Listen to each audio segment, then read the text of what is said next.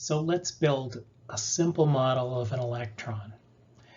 And one of the things that you can do when you're building models is try to build it in one dimension. It's kind of tough to build a three-dimensional model, and the math is pretty easy when you do things in one dimension. And very often you can generalize one-dimensional math to three-dimensional math without too much trouble.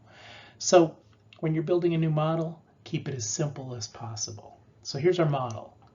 Instead of modeling an electron trapped in an atom like we'd like to do, let's model an electron trapped on a one-dimensional wire.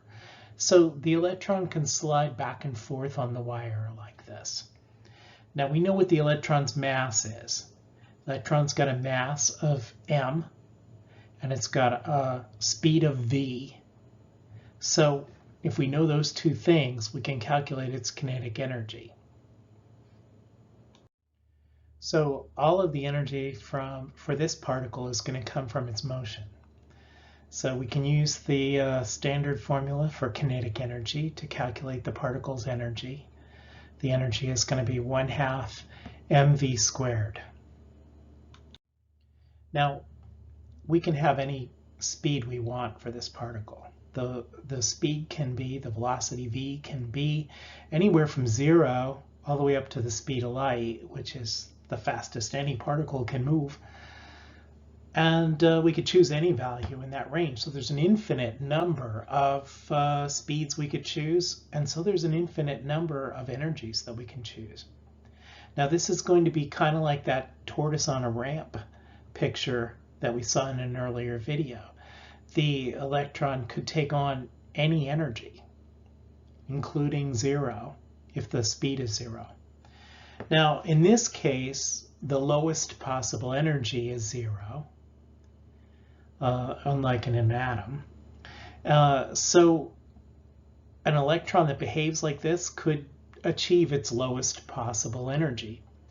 And that would mean it would be possible for the atom to collapse if this model were correct.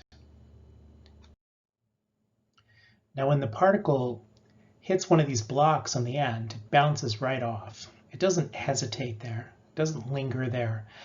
And if you think about it, the particle spends no more time on any one part of the wire than any other. So your chance of finding the particle is the same everywhere along this wire.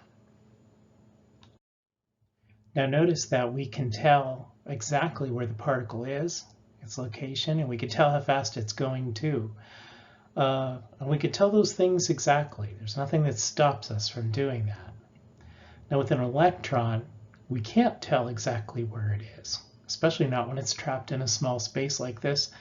And we have a lot of trouble telling how fast it's moving as well. And we certainly can't tell where it is and how fast it's moving with precision at the same time, like we can with this model.